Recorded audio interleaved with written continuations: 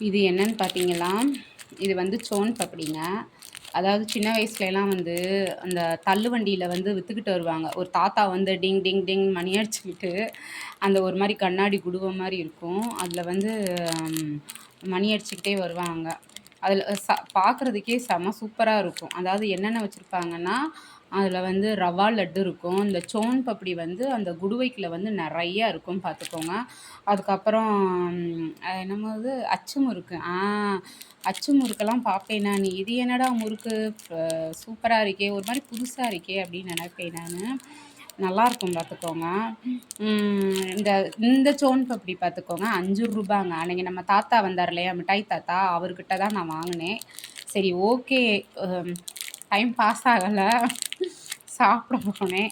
சரி உங்களுக்கு வீடியோ எடுத்து காட்டுறேன். இதெல்லாம் சிறு வயசு ஞாபகங்கள் பார்த்துக்கோங்க. எவ்வளோக்கு தருவாங்க? ரூ. 5க்கு வந்து பொட்டணம் போட்டு குடுப்பாங்க பார்த்துக்கங்க. அது என் தம்பி சாப்பிட்டு முடிச்சதுக்கப்புறம் நான் சாப்பிடுவேன் நானு. அது ரொம்ப சூப்பரா இருக்கும். அவன பார்க்க வச்சுக்கிட்டு வெறுப்பேத்திக்கிட்டே சாப்பிடுவேன். நல்லாயிருக்கும் பார்த்துக்கோங்க. சோன் பப்படி வந்து எனக்கு ஒரு ஸ்வீட்ல பிடிச்சதுன்னா, பால்கோவாக்கு அப்புறம் இந்த சோன் பப்படி. இது சாப்பிடுவோம் எப்படி இருக்குன்னு. நல்லாயிருக்கும். சூப்பரா இருக்கும். என்னடா இவளுக்கு வேறு வேலை இல்லாமல் திங்கிறத போடுறாளேன்னு நினைப்பீங்க. வேறு வேலை இல்லை தான், என்ன செய்ய? வெயில் அடிக்குது, பாத்திரம் கிடக்குது.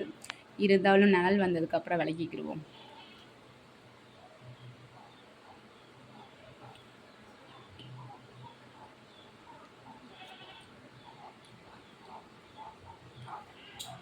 அதாவது நிறைய டம்ப் பண்ணி உள்ளே வைக்கல பார்த்துக்கோங்க.